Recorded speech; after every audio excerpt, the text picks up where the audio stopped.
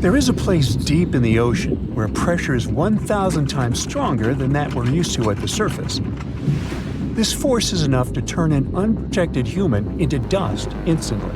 Well, maybe more like mud. Anyway, that's why explorers need some serious preparation and equipment to survive in such extreme conditions down in the Mariana Trench. It is as wide as 20 national malls in Washington, D.C., and about 1/5 as long as the diameter of Earth. People who went all the way down describe it as a chilly, quiet, and very peaceful place. They saw a bright blanket of red and yellow rocky outcrops, and there was a whole variety of unique, small, translucent animals.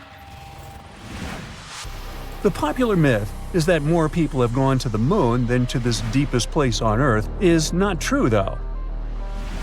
In total, 24 humans flew to the moon, and at least 27 brave souls dove down to the Mariana Trench. Most of them were explorers and not proper scientists. They just go there for the thrills and also to collect video evidence of different wildlife, geological formations, and human-made objects. Humans started traveling around space and into the ocean depths at around the same time. The first moon landing was in 1969. And the first person to go down the Challenger Deep, the deepest part of the Mariana Trench, did so in 1960. This unusual location got its name after the British ship HMS Challenger, which first located this massive drop in the ocean floor at the end of the 19th century. It would take 8 more decades before the first human went down to it. Explorers didn't manage to do it in a conventional submarine. They used a type of submersible called a bathyscaphe.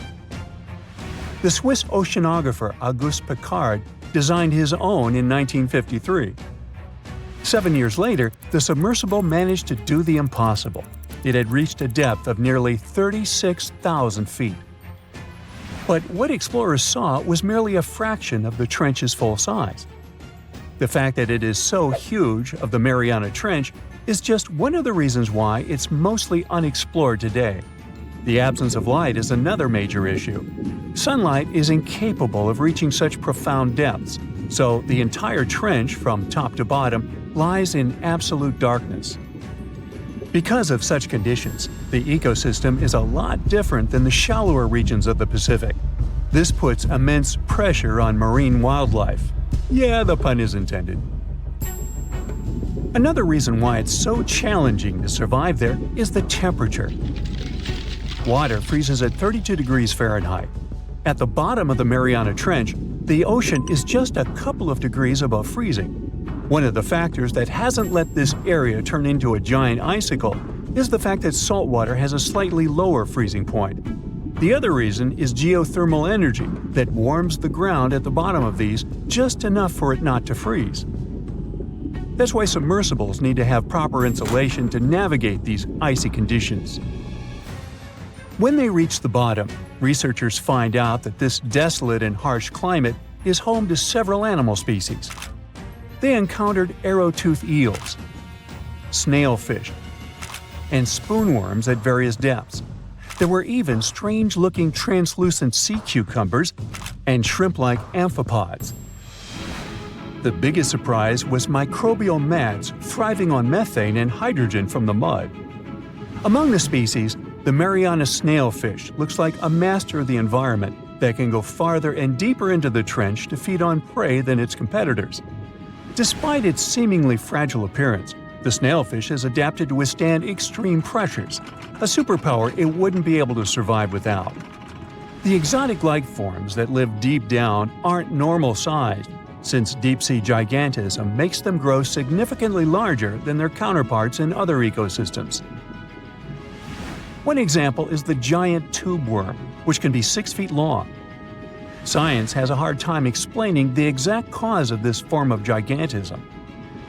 Thermal vents are just one of the possible explanations. All of these factors might help explain the huge time gap in researching the Mariana Trench. The first successful dive after the 1960 expedition came only in 2012. That's when the famous Canadian film director James Cameron went down in the deep-sea Challenger. Because few scientists have gone that deep before or after Cameron, There is no map of the deepest point on our planet. We know very little about the oceans that cover 2/3 of the Earth's surface. Researchers have mapped out only 5% of them so far. Science still has a lot to discover in the Mariana Trench and other unexplored places on our planet. The Amazon rainforest stands as the best example of the world's most unexplored regions. The list of reasons why this part of South America is unknown starts with its wildlife. Jaguars, anacondas, piranhas, black caimans, and Brazilian wandering spiders are just some of the creatures that pose a risk for researchers. Relentless year-round rainfall induces heavy flooding. Add to all this some treacherous river currents, and you can see why scientists have mapped such a small percentage of the Amazon to date. In just one region of Brazil, near Peru, there are at least 14 tribes that have never had contact with the outside world. The national authorities intend to keep it that way. Isolation of these indigenous people is the best way to protect their future. The same goes for a remote island in the Indian Ocean. After the tragic tsunami of 2004, helicopters flew over North Sentinel Island to make sure its inhabitants were alive and well. Meanwhile, the Sentinelese weren't thrilled. They took up bows and arrows to drive away the unwanted visitors. This tribe is one of the last uncontacted tribes on Earth. Although anthropologists and filmmakers visited the island in the late 1960s, we still don't know much about its indigenous population. It sits a long way off any shipping lanes in the Bay of Bengal. North Sentinel has no natural harbor, and it's surrounded by a shallow reef. This makes access to the island possible only by boat. The Indian officials who lay claim to the island have prohibited outsiders from visiting the island for safety reasons. The estimates on how many people inhabit the island vary significantly, from as few as 15 to as many as 500. The island is not tiny. It's about 5 times as big as London's Heathrow Airport. Apart from occasional contact during the past 2 centuries, the Sentinelese must have been isolated for a long time. They are related to other indigenous groups in the Andaman Islands, but their neighbors cannot understand a word of their language. The continent of Antarctica has no permanent human settlements at all. The only people who periodically live there are international scientists. This vast expanse of ice and snow, roughly the size of the United States and Mexico combined, still has many regions where humans haven't set foot. Satellite imagery and photos that NASA's aircraft made from the air have mapped out the entire continent. So we know where to go, but it's not that easy. The reason for this are all the adjectives that go with Antarctica. It is the coldest, windiest, driest, and brightest of the 7 continents. This makes it virtually unlivable. More than 99% of its surface is covered with a permanent sheet of ice. Its thickness ranges from 1 mile to as many as 3 miles in some places. That's half the height of Mount Everest. Now, the Himalayan range contains the world's tallest unclimbed mountain. It is also the tallest mountain in Bhutan. In the local language, the mountain's name translates as White Peak of the 3 spiritual brothers. Out of respect for the spiritual beliefs of the local population, national authorities restricted and then completely banned mountaineering at the beginning of the 21st century. To this day, there is no evidence that any climber has ever managed to successfully reach the summit of this mysterious mountain.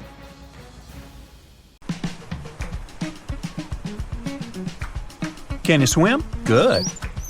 Because you're going on a journey to the deepest point of the Pacific Ocean. Now put on your flippers. The very bottom of the Mariana Trench is awaiting. Now get in the water. Really, come on. All right. 1 foot underwater. That's the depth you can swim with no special gear like a mask. Hey look, must be some tourists. Or whales. 10 feet underwater. That's a little deeper than the public pools and beaches around the United States. You can see colorful fish and even phytoplankton that feed on the sun's rays. 26 feet down. This is the depth at which the foundations of the floating city of Venice in Italy stand. Builders laid columns at that depth on which they later built houses and streets. 30 feet underwater. You start to feel a lot of pressure. When you're on the surface, you're under atmospheric pressure, 15 pounds per square inch. But here, at 30 feet, that pressure is doubled. All the air pockets in your body, like your lungs or ears, begin to compress from this pressure, giving you discomfort. But no worries, your organs are soft and elastic, so you can keep diving. 40 feet underwater. Oops, you're running out of air. An average person can hold their breath for 30 to 90 seconds. The current record is an incredible 24 minutes and 37 seconds. Gasp. Okay, you'll need some diving equipment to continue your descent. There you go. Thank you very much. Tourists dive to this depth to look at reefs and corals. You don't need special skills for that, but you can't dive any deeper without training or a license. 45 feet down. Be careful. There's sharks swimming here looking for food, like you. Sometimes tourists descend to this depth in a safe cage to see the sharks up close. You're better off staying away from these predators and not attracting their attention. So make sure you're not wearing any bright and shiny jewelry. Sharks love that kind of thing. 62 feet underwater. You could see the Aquarius Reef Base Lab in Florida at this depth, if you were in Florida. It's really an entire building with rooms for exploring the seafloor, accessible through a hatch. 105 feet down. You see a strange bell hanging from a chain. People used to use these things for deep diving about 400 years ago. They'd lower a bell on chains with divers inside from a ship. There was enough air inside the bell for them to breathe. That way, they could explore sunken ships with treasures. 140 feet. At this depth, you could find an entire sunken city in Qiandao Lake, China. You can still see streets, houses, and temples there. 330 feet. Whoa! You almost hit a huge blue whale. How could you miss it? These guys, the size of 2 train cars, usually dive to that depth. Shh! Let's listen to them sing for a while. It's beautiful. Now, let's keep going. 660 feet. This is where most of the ocean life ends. Sun rays hardly penetrate any deeper into the water. Everything below are unusual fish like this angler. They have such an unusual appearance because they have to adapt to the high pressure here. 702 feet underwater. This is the last mark where you'd see a human without diving equipment. This man holds the title of the deepest man on Earth, and he's the only one who has managed to get to this depth. The water pressure on his body here was 20 times greater than that on the surface. 985 feet. Ooh, what was that sound? Whoa, that's a submarine. That's the maximum depth they can dive to. Some of them can reach speeds of 26 miles per hour. Fun fact, an ostrich can run twice as fast, but she can't swim. 1,090 feet. Say bye to this scuba diver. You won't see them any deeper than this. The world record was set in the Red Sea. It only took the diver 12 minutes to reach this depth, but it took him a whole 15 hours to return to the surface to avoid decompression sickness. So now you get an atmospheric deep diving suit. It's completely sealed, and you won't feel the insane water pressure on your body in it. 1,454 feet. If you stuck the Empire State Building in the water, its tip would be here, and all the carpet inside of it would be wet. 2,300 feet down. The water pressure here is 70 times greater than on the surface. The flexible plastic parts of your suit can't withstand that kind of pressure. So here's some urgent delivery. It's an ultra-deep submersible. Now you can continue your dive all the way down. 2,717 feet. Here you'd see the tip of the tallest building on Earth, the Burj Khalifa. Alright, who's sinking all the tall buildings around here? 5,387 feet. This is the depth of one of the oldest and deepest lakes in the world, Lake Baikal. Its area is slightly larger than the entire country of Belgium. 8,040 feet.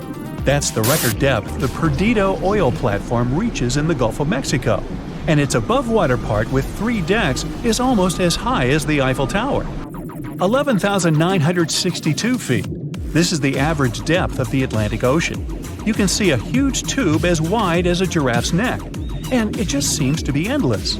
True, this cable connected Europe and North America and used to serve for telegraph communications. 12,303 feet underwater. Suddenly, in the darkness, you see the outline of a ship. No way! That's the Titanic itself. The intense water pressure would crush a person at this depth, so you can only dive down to the Titanic in a submarine. 13,123 feet. Whoa! Here would be the end of the deepest mine in the world, Imponen Gold Mine in Africa. But you still have deeper places to go. Let's speed up. 20,000 feet. Here you can see the deepest debris of an old ship. The USS Johnson sank more than 70 years ago. You can still clearly see the number 557 on its bow. 26,200 feet. Here, in this total darkness, you'll find the deepest fish in the world, the Mariana snailfish. They're as long as a domestic kitten and have almost transparent skin. Their eyes are poorly developed for vision because the sunlight never reaches this deep. 29,030 feet.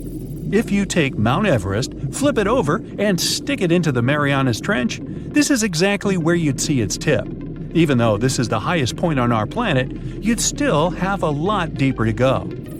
35,755 feet down. Here, in the Challenger Deep, you'd still see life. You'd need a microscope for that, though. Bacteria living here feed on organic molecules, similar to oil. A little deeper? Congrats! You've touched the bottom. It's 36,070 feet deep. The pressure here is 1,071 times higher than on the surface. But you're not the first person to have been here. One of the last expeditions to the bottom of the Mariana Trench was in 2012. An American filmmaker descended here in a submarine he designed himself. But the pressure broke some of the engines, so it was hard for him to maneuver here. The sonar was also damaged, and some of the batteries drained. He was in the Challenger Deep for about 3 hours and took many pictures and videos. If you look closely at the bottom itself, you can see bubbles. It's carbon dioxide and liquid sulfur. It's freezing here because of the extreme pressure and temperature close to freezing. But there's still life here in these harsh conditions. The 3 microorganisms are most common here: xenophytophores, amphipods, and small sea cucumbers. There's so few of them because they don't have enough food down here. Usually, there's a lot of palm leaves on the ocean floor, which get there from the land. But the Mariana Trench is 124 miles from the nearest islands. So the only food here is old plankton and fish scales from the ocean's upper layers. But it needs to travel tens of thousands of feet to become food for the bottom dwellers. But can you go even lower into the crust of the Earth? Well then, you'll need to unleash your giant drill and fire up the jet engines. You're pushing another 36 miles through the Earth's crust, and here is its edge. You've entered the upper mantle. It's an ocean of hot lava, 1,800 miles deep. You have to literally swim through this, reaching the outer core, another 1,400 miles deep. Then you reach the inner core, another 755 miles, and congrats! You're at the very center of the Earth. I hate to ask, but how do we get out of here?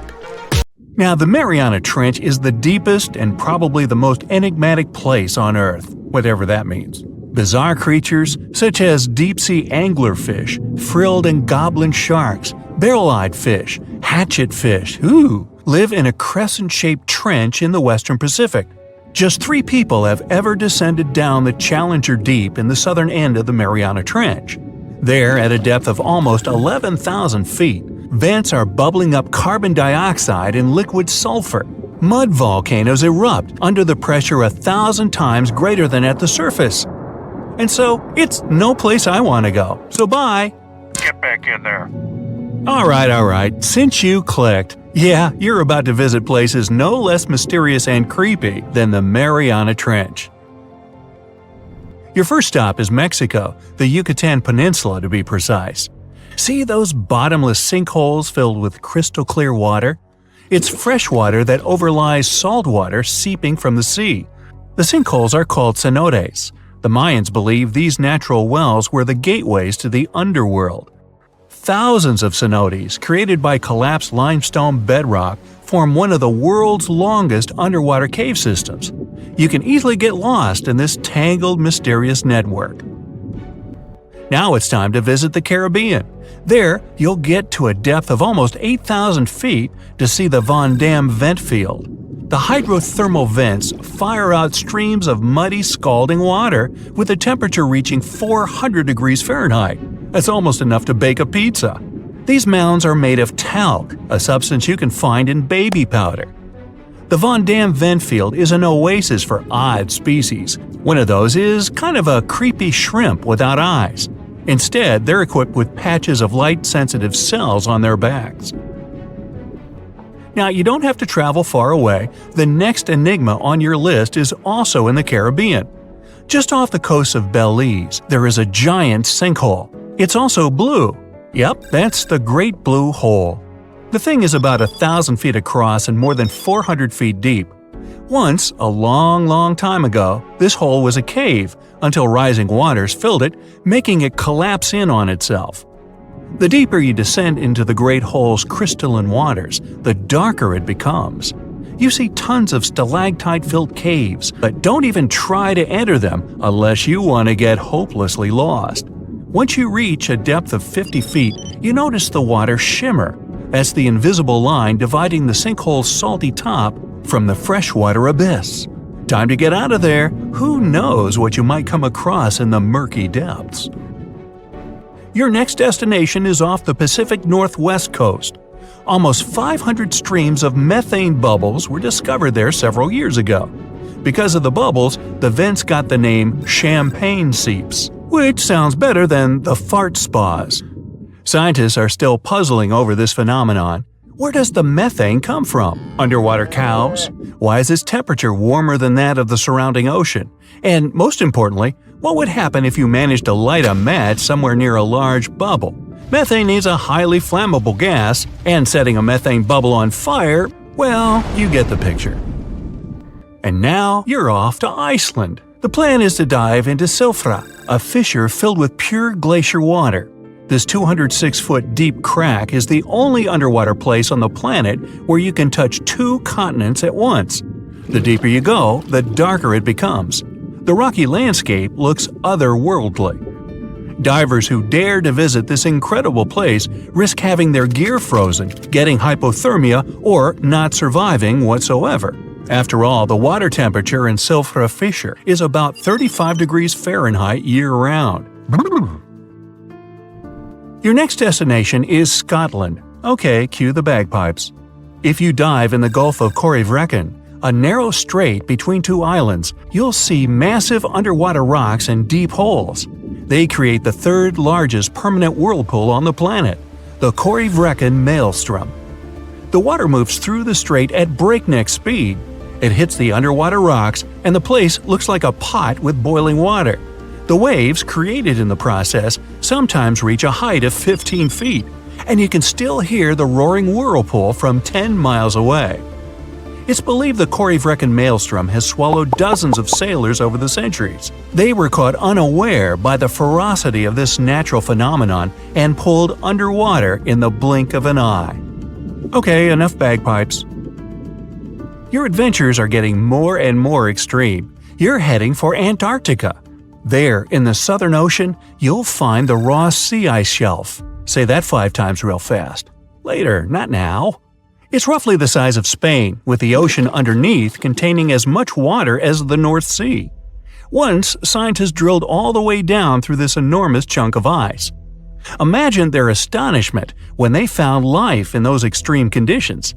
The researchers came across dozens of mysterious species not known before. The most unnerving were upside-down swimming fish and overturned sea anemones hanging in the frigid waters. Hopefully, bizarre places with a notorious reputation don't frighten you. Well, too bad, because you're about to visit the Bermuda Triangle. It's an area between Bermuda, Florida, and Puerto Rico where planes and ships seem to vanish in thin air. For the first time, this place attracted a lot of attention in 1945. That's when 5 U.S. Navy planes disappeared during training. Before radio contact was lost, the flight leader said, "We're entering white water. Nothing seems right." After that, the planes with 14 men flying them disappeared. Even scarier, a rescue plane with 13 people on board never came back as well. Some people believe the mythical city of Atlantis lies at the bottom of the triangle. They claim its inhabitants use extraterrestrial technologies to sink ships and crash airplanes. Others blame rare and unexplored natural phenomena, for example magnetic anomalies, or massive pockets of flammable methane gas. There we go again. Then, if a bolt of lightning ignited a giant methane bubble near a ship or a plane, this could probably make it sink without a trace, except the smell. But methane is found everywhere all over the world, and it never behaves this way. Some experts aren't sure there's a mystery to explain whatsoever. Lots of busy routes pass through this area. No wonder more ships and planes sink there than anywhere else. Now, prepare some warm clothes. You're heading for the north again. Your destination is Cape Desolation in Greenland. Nice place. In 2012, Canadian researchers were sampling the water in that area, and their equipment came back to the surface with pieces of coral attached to it. That's how a cold water coral reef was stumbled across. These unique pinkish corals can easily go without sunlight and live in strong currents 3,000 feet below the surface. Another unique spot you can't miss lies between Greenland and Siberia. The Gakkel Ridge is the deepest and most remote portion of the global mid-ocean ridge system. In some places, it reaches the depth of more than 3 miles. It's only natural the darkest corners of this underwater world remain unexplored. Fascinating chemical reactions happening at the bottom of the ridge produce hot fluids rich in minerals. They spew, like freshmen at a rush party, from seafloor vents. And since these vents are isolated from the rest of the ocean, they're hot spots for bizarre creatures found nowhere else in the world. Your next stop is just off the coast of Cuba. Circular columns, paved floors, symmetrical stone structures. That's what the Cuban underwater city looks like. What happened there? Why was a large city abandoned at a depth of more than 2,000 feet? Lots of people believe those are the ruins of a long-forgotten civilization. But scientists have their doubts. They claim the lost city is nothing but a natural phenomenon that appeared about 5 million years ago. The disc and donut structures often appear around the areas of the seafloor where natural gases break free. Again with the gases. When you come to visit the Sargasso Sea in the middle of the North Atlantic Ocean, you won't find its shores. Instead, it's surrounded by powerful ocean currents. These are the same currents that turn the sea into a gigantic convention for dense brown seaweed. In the 19th century, a French ship was discovered in the Sargasso Sea. Its sails were set, but not a single crew member was on board. This mysterious disappearance made people believe the seaweed was carnivorous. The Sargasso Sea is indeed a weird place. It's always eerily calm and unnaturally warm, even though it's surrounded by the churning, freezing waters of the Atlantic Ocean. Could one of these bizarre places become a home to the largest marine predator ever, the megalodon? The giant shark's teeth, some larger than an adult man's hand, have been found pretty much all over the world. But since these creatures preferred warm, shallow waters, they lived along the coastlines of all continents except Antarctica. In other words, it'd be a waste of time to search for the giant predator in the depths of the Mariana Trench, in Greenland, or in Mexican cenotes. But then, could it choose the waters of the Caribbean to hide from the hustle and bustle of the modern world? Don't get your hopes up. There's been no proof the megalodon does exist these days. It wasn't a shy, elusive animal, and still, no one has seen this shark lurking around recently. Not even near the fart spas. Dinosaurs, big ancient bugs, creepy spiders, and scary insects are all cute animals compared to the monsters that lived on Earth about 500 million years ago. For example, here's a creature that swam in the water like a stingray and had 3 eyes. Its mouth was like a pencil sharpener. 2 long claws with forked tips like pincers protruded from its head, and its gills were somewhere in the back. This is not a thing from a sci-fi movie. This is Mosura. Its remains are preserved in excellent condition. Let's look at it more closely and study other similar monsters. The Cambrian explosion. Remember this name. This period is also called the biological Big Bang, the time when a huge number of different living creatures began to appear in the ocean, large, small, and tiny. The ancestors of almost all modern animal groups were most likely born during the Cambrian explosion, which lasted from 541 to 485 million years ago. It was a time when the first truly effective and terrifying predators appeared on Earth. One of them was Mosura. It's only the size of an index finger, but you would never want to meet such a creature while swimming in the sea. It's scary to imagine what it could do with its pencil sharpener-shaped mouth. And you probably wouldn't be able to hide from it because, come on, it had 2 eyes on the sides and 1 big eye on its forehead. Mosura belonged to a group of arthropods. Scientists called it a sea moth since it reminded them of a moth. This thing used a flap-like apparatus similar to wings to float in the water like a stingray. This monster was quite creepy, but its appearance may seem familiar because it's a distant relative of modern spiders, crabs, centipedes, and moths. Scientists found several 506 million-year-old Mosura fossils, but unlike many other similar finds, these ones have been preserved in excellent condition. The found fossils showed sharp claws, a toothy jaw, and large gills in the tail section. Some parts of the fossil were so clear that they revealed the details of the creature's internal anatomy, including parts of its nervous and circulatory systems and digestive tract. It had jointed limbs like those of modern insects and crustaceans. When this monster swam in the sea, it probably grabbed its prey with long spiked claws sticking out of its head. Many Mosura relatives have claws covered with multiple spikes, which help them grab food. But that ancient creature had smooth claws forked at the tips. That is, it grabbed the prey with those tongs, using them like chopsticks, and then brought it to its mouth. Of course, this is an assumption, and nobody saw how this creature actually did it. Unlike many other similar animals, Mosura's posterior segmented body was studded with gills. Scientists don't know why this was necessary, but they assume that such an unusual breathing system helped to adapt to an environment with low oxygen content. Perhaps Mosura led a very active reproductive lifestyle that required high oxygen consumption. Creepy, dangerous, and reproducing fast. An excellent set of qualities for one of the most dangerous predators of antiquity. But what did Mosura eat? It probably caught different types of worms and small arthropods. It's nice to think that this monster lived so long ago and was so small. But what if this creature was the size of a shark and was swimming in the ocean these days? Perhaps it would become a dominant dweller and people would swim much less along the coast. Mosura lived in the water but was discovered in the Burgess Shale Rock Formation in the Canadian Rockies. Many mountains on Earth were once the seabed inhabited by strange creatures. One of them was Opabinia. It had 5 eyes, a mouth facing backward, a long trunk and claws instead of a nose. Wait, what? It's too strange even for science fiction, even for outer space. In its eccentricity, Opabinia was perhaps the loneliest creature on Earth. Scientists couldn't find another species that would be similar to this individual until recently. Meet Utaurora. It seems to belong to the same species as Opabinia. Its inch-long body was divided into 14 to 15 furrows. Each of them ended in a pointed flap.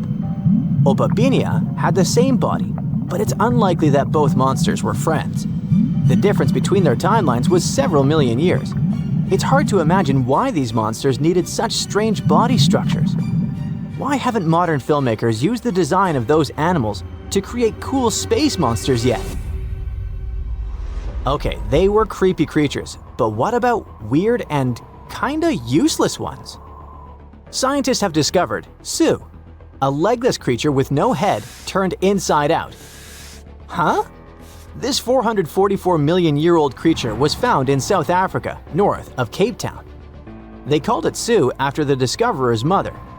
In fact, it's some kind of new arthropod species that may have lived in low-oxygen waters. This creature was turned inside out, and the outer shell with the legs and head was lost. Thanks to mineralization, muscles, tendons, and even Sue's intestines were preserved on the fossil. It's a great success to find such detailed remains of an ancient creature. However, scientists still can't determine the evolutionary history of this species. They're sure that it was a primitive marine arthropod. Okay, we can see that 500 million years ago, Earth was filled with creepy monsters, which fortunately are now extinct. But what about trees? Were they the same as we see now? Or was there something else? Something creepy? Oh yeah. Scientists have discovered a new kind of living organism similar to a tree or a mushroom. It was gigantic and had a very minimalistic design. Meet the Prototaxites. It's basically just a big stick with a round end poking out of the ground. It was smooth, didn't have the usual tree bark, and looked more like a mushroom without a cap. But scientists have recently found out that it wasn't a mushroom at all. Prototaxites probably belonged to a previously unknown branch of life. Prototaxites is considered to be the first giant organism in the history of the planet that lived on land. It existed about 420 to 375 million years ago during the Devonian period. It was the time when plants began to spread across dry land, forming large forests. Over time, they began to grow leaves and form roots in the ground.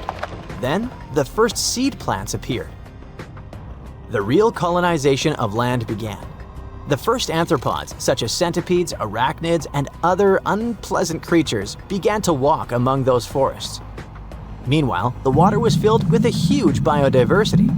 There was a giant supercontinent on the planet, and smaller parts began to break off it. During this period, Prototaxites towered over the land. Some of these things reached 26 feet high and 3 feet wide. It's like a 3-story house and as thick as a palm tree.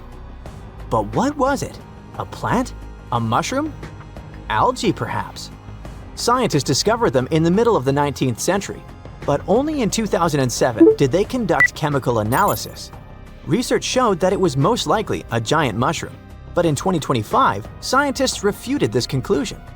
It turns out this may have been an unknown life form that existed separately from the kingdom of fungi, animals, plants, and protists. Scientists noticed that the inner part of Prototaxites consisted of a number of tubes. There are similar tubes inside mushrooms, but the tubes of that ancient living thing branched and joined differently.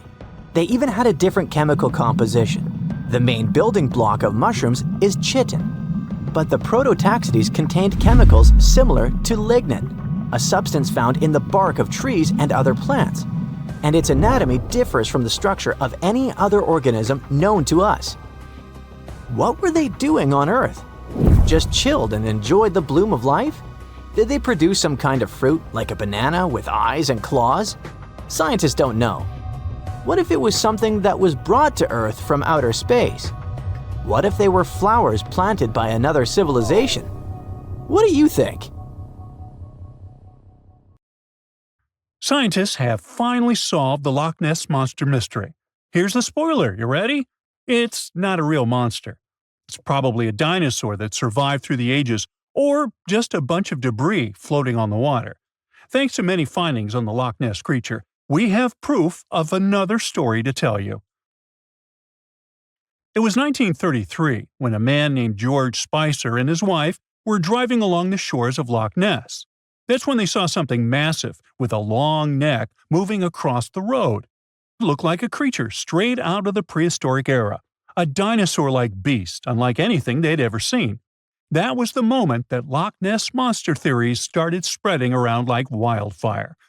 One of the most famous Loch Ness monster sightings came just a year later, in 1934, when a man took a photograph that became the most well-known image of Nessie. That's the nickname she was given. She? Anyways, the photo, known as the surgeon's photograph, showed a long-necked creature rising out of the water, and for years it convinced people that the monster was real. But years later, the truth came out. One of the men who helped take the photo confessed it was all a hoax. The photo had been staged after all.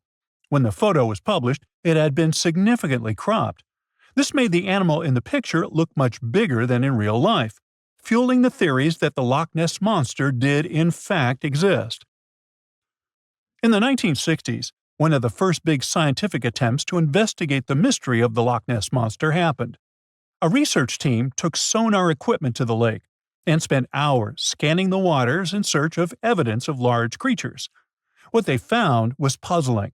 They recorded several objects moving deep in the loch, or lake, with no clear explanation as to what it was. Though the team didn't manage to capture anything definitive, this sighting helped fuel the belief that there was indeed something massive living in Loch Ness. After that, research about the mystery of the Loch Ness Monster kept popping up. In 1972, with the help of underwater photography, some researchers managed to capture strange images, which got people's hopes up for a minute. But the truth is, this early research about the Loch Ness Monster was far from conclusive. Now, of course, not everyone bought into the mystical, magical theories about the Loch Ness Monster. Theory 1, from a professor of zoology at Oxford University, has made it clear that the monster is a biological impossibility. Hey, my pediatrician said that about me, too. Meanwhile, he says that no skeletal remains have ever been found in the region. Plus, no fishermen have ever caught anything resembling the creature in their fishing nets. For him, this works as proof that it simply can't be real. When it comes to the famous photos of the Loch Ness Monster as evidence, well, that's pretty simple. The professor offers a more down-to-earth explanation. He argues that these images are either showing floating debris or birds, like cormorants, which have long necks and often appear to be low in the water. When people refute his suggestion, he takes us back to human psychology and explains that people often make mistakes and misjudge the size of things, especially when they just caught a glimpse of it, and even more so when they are hoping to see something specific. Now, many of those alleged photos depict an animal with a long neck and a small head, which has led some to believe that what they're seeing is a plesiosaur, a giant marine reptile that lived 215 million years ago and disappeared with the dinosaurs. The idea of a plesiosaur surviving all these years is a theory that's been around since the first sightings of the creature. But this researcher isn't buying it. He explains that no plesiosaur fossils have been found in the region dating to anything later than 66 million years ago. The idea of a prehistoric creature still lurking in the waters of Loch Ness just doesn't hold up scientifically. Then there's theory number 2, from a British naturalist who has spent over 50 years investigating the Loch Ness Monster phenomenon. His conclusion is a little less dramatic. He believes that most people who report sightings of long-necked creatures are misidentifying other animals. He suggests people think they are seeing a sea serpent.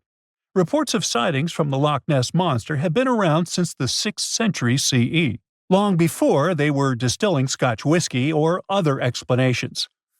Early reports of these sea serpents describe large creatures with long snake-like bodies and multiple humps. Some say the creatures were as big as boats, and many swore they saw something swimming in the waters.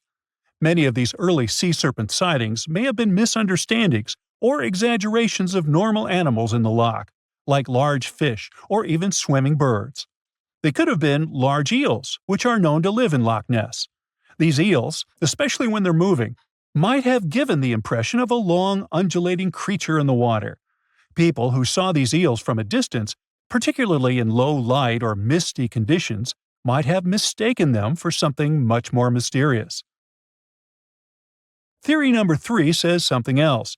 Nessie is just a series of standing waves.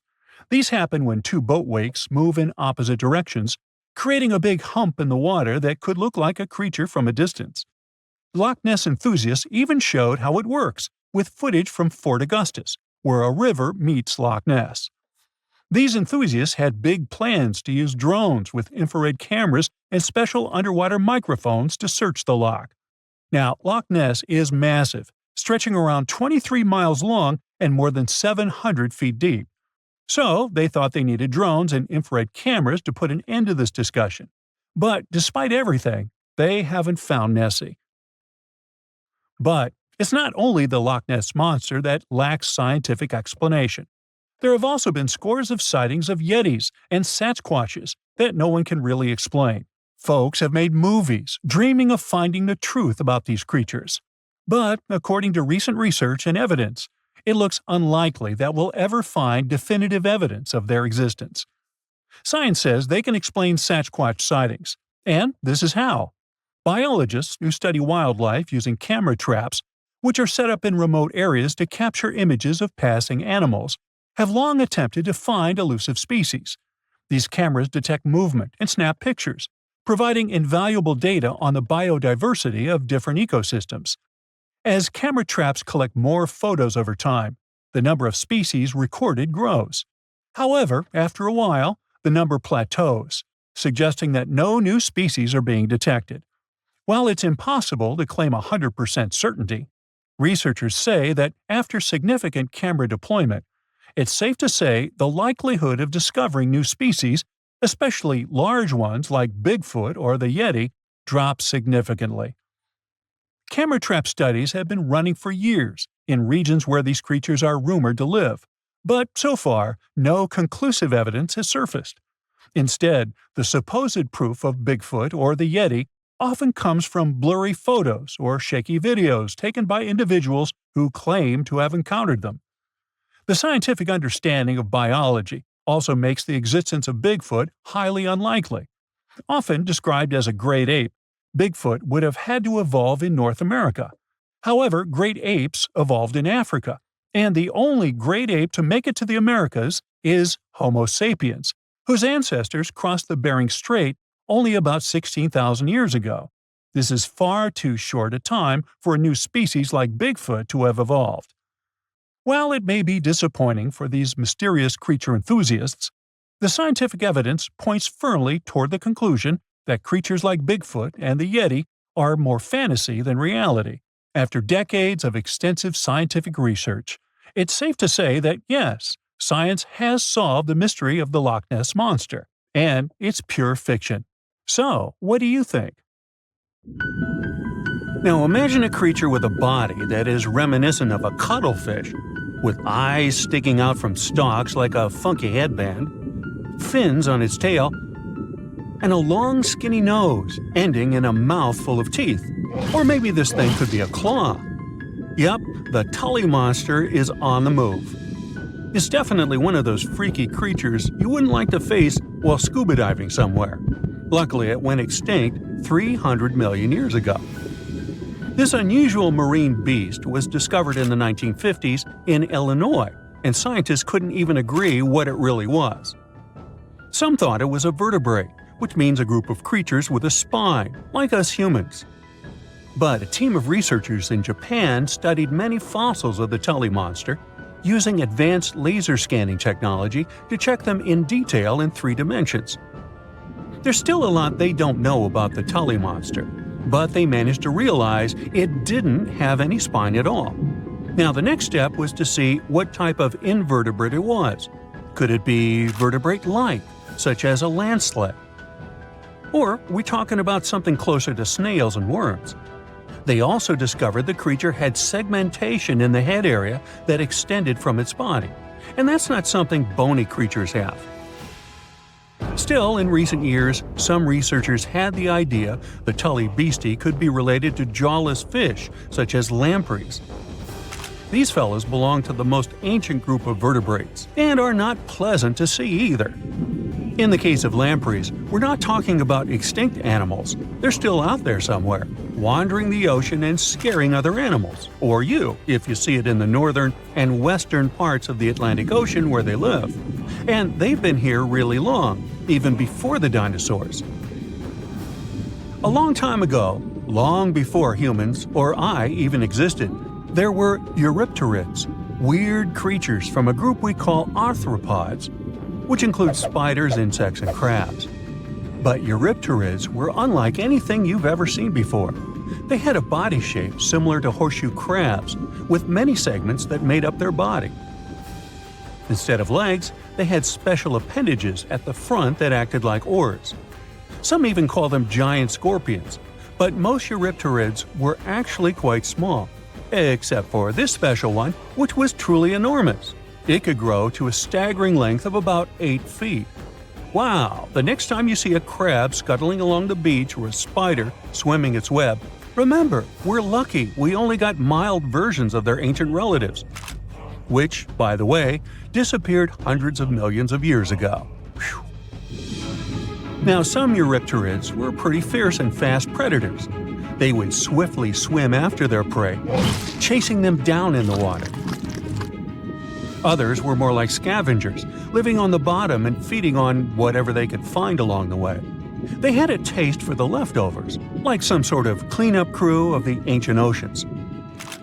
Eurypterids loved to spend their time in brackish water environments. It's water with more salinity than fresh water, but still less than seawater. Now imagine you're just floating around and all of a sudden you see this guy. No, it's not some weird tiny spaceship, and you won't see it floating in space, even though that's where it would perfectly fit in, as some weird creature from another planet you'd see in sci-fi movies. You'd actually see it floating in the sea, because we're talking about a really small animal with enormous eyes called Dilophosaurus. Each of its eye bulbs was about a quarter of its whole body length. That's what gives it that space look, like it might live on one of the oceans under the surface where we look for life, like Europa, one of Jupiter's moons, or Titan, Saturn's biggest moon. I could easily imagine creatures like Dilophosaurus giving us a warm welcome once we get to Mars, too. Dilophosaurus had great vision. It would keep a keen eye out for any movement in its surroundings. Once it noticed something, it would swiftly launch its spiky appendages forward. At first, these things looked like tools for fixing stuff, but Dilophosaurus actually used them to capture smaller arthropods. The unusual thing is that even though it had such great eyesight, Dilophosaurus still spent most of its time catching prey in brighter waters near the surface. And yet, scientists found its fossils in the rock layers that are more often associated with darker environments, where animals such as deep-sea crinoids and vampire squids reside today. It's confusing. But one of the explanations for this says it's possible these deep-sea creatures actually lived in shallower waters in the past and later ended up in the depths as the geography of our planet changed over time. No one knew what Dilophosaurus really was. It could belong to a group of arthropods, and it seems to me that's where most of the world's weirdest creatures are. Some believe it could be related to mantis shrimp, while others compare it to blind, worm-like crustaceans that live in dark underwater caves. And check out this enormous worm lurking beneath the sandy ocean floor, patiently waiting for its next meal to swim by. These ancient creatures were like stealthy predators, perfectly camouflaged in their sandy lairs. And now, 20 million years later, scientists have found the remains of their hidden hideaways. The burrow they discovered, shaped like the letter L, was found preserved in ancient sediment on the seafloor of Taiwan. It was around 7 feet long and only an inch wide. That's where the ancestors of modern bobbit worms live. Bobbit worms have been around for a long time. They can grow to be a few inches to a whopping 10 feet long. A pretty weird creature dominated the skies at the end of the dinosaur age in North America. We know it as Quetzalcoatlus, and it soared above famous dinosaurs like Tyrannosaurus and Triceratops, showing them who the ultimate ruler of the skies was. Quetzalcoatlus belonged to a group of flying reptiles called pterosaurs. They were some of the biggest flying animals ever known to exist. When you think of Quetzalcoatlus, imagine an animal as tall as a giraffe. These incredible creatures had long necks, small bodies, long legs, and wings that were relatively short compared to their size. The biggest of its kind was really massive and held the title of being the largest flying creature of all time. They had long, pointed skulls, while some also had short crests at the back of their heads. And for a long time, researchers were confused about how these giant pterosaurs hunted for food. At first, some even believed that Quetzalcoatlus and its relatives were like giant vultures that scavenged the remains they would find around. They drew such a conclusion because Quetzalcoatlus fossils were found inland, away from the coast where other big pterosaurs were found, such as the crested pteranodon. Plus, many thought these fellas were skilled at skimming, which means lurking over freshwater systems and catching fish. But it appears these massive animals were actually predators with excellent hunting skills. The exact technique they used to catch their prey remains a mystery, though. Now here's another cool discovery, a specific fossil as the oldest evidence of muscle tissue ever found. This fossil belongs to a group of animals that includes modern creatures such as jellyfish, corals, and sea anemones. And it looks so cool and unique, right? It has bundles of fibers arranged in a four-fold symmetrical pattern, similar to what we see in Nedardians today. This arrangement is different from any other fossil from that period. Now this fossil may look weird, but it helps us understand the evolution of muscle tissue in animals. They, well, all of us actually, got new options for discovering different feeding strategies and generally new things to do thanks to muscles. And it's not like scientists usually get to study fossilized muscles. It's more that they learn about that based on how animals feed, reproduce, move, and do other things. So this cool fossil suggests animals may have had an earlier origin than we used to believe. In the past 30 years, scientists have made an incredible discovery of a new creature living deep beneath the surface of the ocean. And the name of the creature is the harp sponge. Now, if you're wondering why it took so long to come across this animal, then I might have the answer. These creatures typically hang out at a depth of roughly 11,100 feet beneath the ocean's waves. This sponge species was first discovered off the coast of California thanks to a robot that was sturdy enough to explore those crazy depths the ocean has to offer. This is no doubt an area of the planet where even the most benign-looking creatures can be potentially dangerous. But even scientists were surprised to find that this creature was more than just a sponge. Now, this might seem obvious, but the harp sponge got its name because its basic structure, referred to as a vein, is the same shape as a harp. Each vein is made up of a horizontal branch supporting several parallel vertical branches. But don't let the harp sponge's fanciful and amusing appearance or its non-intimidating name fool you. Yeah, the harp sponge is very much a deep-sea hunter. It has a unique ability to capture and envelop small animals using its rhizoids, short, thin fibers. With their help, the harp sponge clings on to the soft, muddy bottom and catches tiny creatures that get swept into its branches by deep-sea currents. Uh-oh. Other sponge creatures often feed by pulling bacteria and bits of organic matter from the seawater and filtering them through their bodies. But not our harp sponge. Instead, it snatches its future meal with minuscule barbed hooks that cover each of the harp sponge's branches. Now, harp sponges prefer tiny crustaceans like crabs, crayfish, shrimps, and prawns. Once the harp sponge has one of them in its clutches, it envelops the animal in a thin membrane before slowly beginning to digest it. So, pal, what's eating you? Oh, Harpo? Too bad. Researchers believe that harp sponges use this method of feeding because there aren't enough nutrients that deep down. This makes traditional filter feeding less effective. Research has shown that the creature is still in the process of evolving. Early harp sponges researchers found only had 2 veins, but later, scientists discovered other harp sponges that had 6 veins. The harp sponge might have evolved this elaborate candle holder-like structure to increase its surface area. In general, harp sponges typically grow up to a length of 1 foot, but researchers have seen a creature that was 2 feet in length. The harp sponge is not only very unusual, but also beautiful to look at. See those tiny white balls on top of the branches? Now, why don't we look at some other creatures that live below the photic zone of Earth's oceans? The photic zone means the area beneath the ocean's surface that still receives some sunlight. Thanks to this, there are loads of different creatures and organisms living there. Any animal living beyond this layer qualifies as a deep-sea creature. The Tomopterus worm is a segmented worm you can find in the twilight zone of the ocean.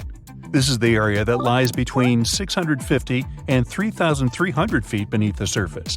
These creatures are often no more than 1 inch long, but the largest of them can grow up to 1 foot. While swimming around and feeding, these worms do what researchers describe as an amazing smooth dance. That's because the creatures can swim extremely quickly and maneuver at tight angles with ease. Now, I know most people hear the word worm and think of the common earthworm, so it's quite interesting to know there's a deep-sea worm out there that never leaves the water during its entire life. Similarly, most of us try to avoid jellyfish that either rest on the sand or sit on top of the ocean waves. This isn't the case with a cresota jelly. That's a deep-sea creature too. This beautiful jellyfish is mostly ruby red, bright orange, or electric purple. That's what helped researchers realize they had found a new species of jellyfish. The creature grows to a maximum size of 1 inch across. It has tentacles that stretch out in every direction. Now, if you come close to this jellyfish, it'll pull all these tentacles in toward its body before rapidly swimming away to avoid danger. Yes, you are dangerous. The cresota jelly is extremely rare. You won't see it very often. You might need to borrow that deep-sea diving robot I mentioned earlier. While worms and jellyfish might seem quite harmless, this isn't the case with the Pacific viperfish. Ooh. This creature is equipped with a noticeably big mouth, like me, and the needle-like teeth inside are key to its hunting strategy. Pacific viperfish live at around 5,000 feet below the ocean surface, but they're among those numerous marine animals that migrate each night from the ocean depths toward shallower waters to dine. What's on the menu for dinner tonight? Lots of small fish and shrimp. The creature can grow up to 12 inches in length. Its 2 front fangs, which stick up from the fish's bottom jaw past its own eyes, are especially dramatic. When the fish unhinges its jaw, its mouth can open wide enough to engulf smaller animals, and the teeth form a cage to prevent an escape. Now, have you ever seen an underwater creature that looks like a strawberry? Trust me, it does exist. Just look at these dots on the strawberry squid. The creature has a big eye and a smaller one. You might think this unconventional pairing would be awkward and uncomfortable, but it's actually the opposite. The big left eye looks upward. It spots shadows cast by other animals in the dimly lit waters above. The eye's tubular shape helps it collect as much light as possible. On the other side of the squid's head, you can see its right eye. It's small and looks downward. This eye searches for flashes of bioluminescence produced by animals lurking in the darker waters below. Now, bioluminescence means the production and emission of light by living organisms. By the way, the squid has a nickname. And no, it's not Squiggy, although that's a great one. It's known as the cockeyed squid. This is simply due to the remarkable difference in size between its 2 eyes. I think I like Squiggy better.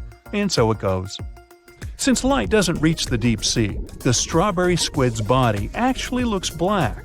This helps the creature hide from enemies, such as sharks and dolphins. In general, the strawberry squid grows to a length of 5 inches.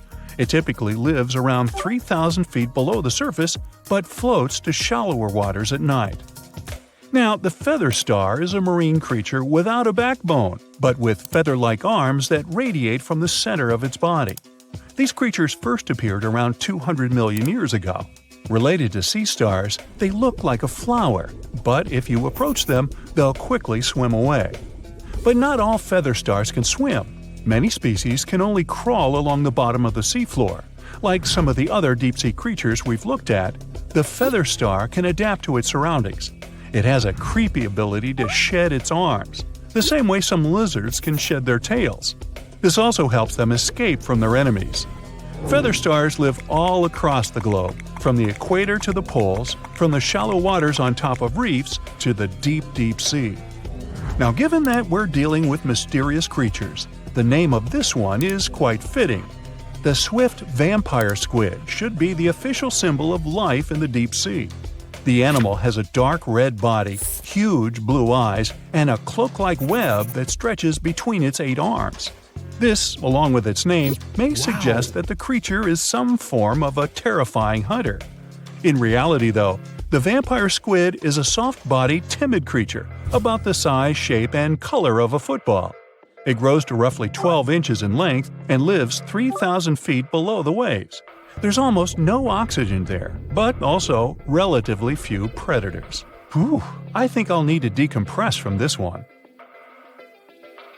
Well, hey there! We dive back in time and into the oceans over 500 million years ago, just, because we can. Whoa! Watch out! It's not megalodon or giant sea reptiles you need to look out for here. It's a bizarre, unearthly-looking creature called Anomalocaris. The name means unlike any other shrimp, and I think you'll agree, it looks like a nightmarish cross between a shrimp and a modern-day centipede. 2 tentacles protruding from its face, each lined with razor-sharp teeth. Oh yeah, and this thing was about the size of your leg.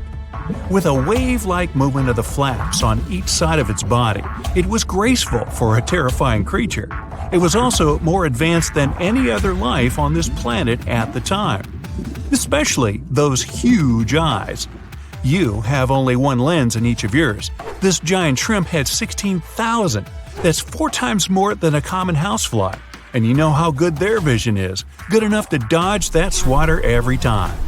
All this allowed Annie to become one of the first animals on this planet to feed on others. Yep, here it is. Earth's first hunter. Its favorite meal? Trilobites. Hey, try a bite. Those are the ancient ancestors of crabs. Some of their fossils have marks on them in the same shape as the monster shrimp's mouthparts. Terrors of the past like this got to be so giant thanks to more oxygen in the atmosphere. A perfect example of this, Meganeuropsis. Imagine a dragonfly. Now make it as big as a cat, and with a wingspan longer than your arm. Megan, the monster-sized dragonfly, could easily grab other insects or even small animals, and she ruled the air with quick movements. Back then, there were still no large birds or other airborne enemies for this behemoth bug, so it was safe and free to grow as large as this planet would allow. Piranhas of the past were also jumbo-sized. Mega piranha was about 3 times the size of the river terrors we have today. Its bite force was about the same as a tiger's, and those striped kitties bite down 2 times harder than lions. That means it probably not only dined on other fish and any land creatures that, got too close to the water, but it could also easily crunch down on large turtles and other unlucky shelled creatures. And fun fact, modern-day piranhas bark like dogs when they're about to enter a confrontation. It actually sounds more like a frog's ribbit. But makes you wonder, what did this mega-sized ancient cousin sound like? A bear roaring? How about giant sea scorpions the size of your bed? Go back about 460 million years and you'd see them swimming under you. And watch out for that tail. Scientists still don't know if these creatures could use it to inject venom like your standard land scorpion. But something tells me I wouldn't want that thing anywhere near me. Then there's this guy, Therizinosaurus. Terry looks sort of like a goose with long arms. Oh, and did I mention this goose dino is about 2 stories tall and longer than a bus? Yow! Its arms make the T-Rexes look even more bite-sized, each 8 feet long, almost triple the length of T-Rexes. And on the end, razor-sharp claws the size of your whole arm. Now, don't worry about those lengthy claws too much, though. Terry probably used them to cut through giant termite nests. So, this huge reptilian goose was more interested in eating bugs and plants. Another mega monster for you, Megatherium. The giant ground sloth could look a giraffe straight in the eye and weighed as much as a hippo. It moved mainly on its hind legs and used its massive tail as support. He had huge paws with colossal knife-sized claws. The sloth could use them to defend itself from enemies and to bend tree branches in search of food. But the biggest danger to the giant ground sloth wasn't dinosaurs or saber-toothed tigers. It was our own species. Yep, humans showed up just in time to meet this fellow and to, eat him up. Titanoboa was a terrifying 50-foot snake, as long as the great megalodon itself. It was also more than 2 times heavier than the heavyweight champion among snakes today, the green anaconda. Crocodiles were a regular on this serpent's menu. Titanoboa could swim 3 times faster than the fastest Olympic swimmer our species has ever seen. It was quicker and more dangerous in the water than outside it. And don't forget the boa part of its name. This massive snake wasn't venomous. Instead, it liked to squeeze. Remember that giant shrimp from earlier? Well, Opabenia looks like its teeny tiny finger-sized cousin. And instead of 2 toothy tentacles, this thing had a vacuum hose coming out of its face. On the end of that trunk, what looks like a single crab claw. Add 5 eyes and a mouth under its head, and you've got a recipe for something not of this planet. Only it is. This creature used its trunk like an elephant does. Its claw grabbed food from the bottom of the ocean and brought it up to its mouth. This thing is so weird-looking that apparently when the scientists who discovered it presented his findings to an audience, they all laughed as if he were joking. Now, a real-life monster, the Tully monster. From a distance, it looks a bit like Nessie, that long neck and teeth-lined jaws. But get closer, and you'll see it's more like a long nose with a mouth attached at the end, like a mosquito. Its eyes are further back, sticking out of tubes all snail-like. Tully was an ancient mollusk, about the size of your forearm. It probably dined on jellyfish and shrimp 300 million years ago. Thylacus smilus will put a smile on your face as long as you don't get too close. No, it's not a relative of the saber-toothed tiger. It was a marsupial, making it more related to a kangaroo than anything. And if you compare them to body size, its fangs were actually longer than a saber-toothed tiger's. And they grew continuously. As for that beard on its chin, that's actually all chin. The lower jawbone grew down to a point under the mouth. Those fangs were rooted to the skull, going way back to its eyes. When the mouth was closed, that bony beard protected the long, sharp teeth from breakage. Staganapolis, not to be confused with Minneapolis, might look like a big crocodile with a squished-in snout, but it was mostly harmless. Its small head and very few teeth meant the reptile didn't have much to work with when protecting itself. That's what all those armored scales were for, and no need for huge fangs or long rows of razor-sharp teeth when you're a plant eater. That beak-like tip on its nose allowed the stag to dig up plants. So, really, this reptile was more like a 10-foot scaly pig than a croc. Basilosaurus was a type of ancient whale that lived on our planet about 45 million years ago. Not quite as long as a blue whale, but this guy was still big enough to munch down on other whales and even sharks. Some people believe these monsters could still exist today. Eyewitnesses claim to have seen a giant sea dragon, and Basilosaurus fits the description. Plus, 90% of our oceans are unexplored. There's plenty of space to hide a sea monster. But scientists haven't found any fossils of this ancient whale younger than 3.7 million years. So, this myth is busted. Stegosaurus is one of the most recognizable dinosaurs that ever lived. It can easily be distinguished by those huge spikes on its tail and the bony plates on its back. It was twice as long as a giraffe and nearly 5 times heavier. But compared to its body size, it had the world's smallest brain. It was no larger than a dog's. Pelagornis had the largest wingspan of any bird ever discovered. It was twice the size of the largest bird today, the wandering albatross. Such huge wings made it hard for the bird to take off. It could only do so by jumping off cliffs. And when it finally spread its wings, this giant could only go about 40 miles per hour. The fastest bird today can reach speeds 5 times that.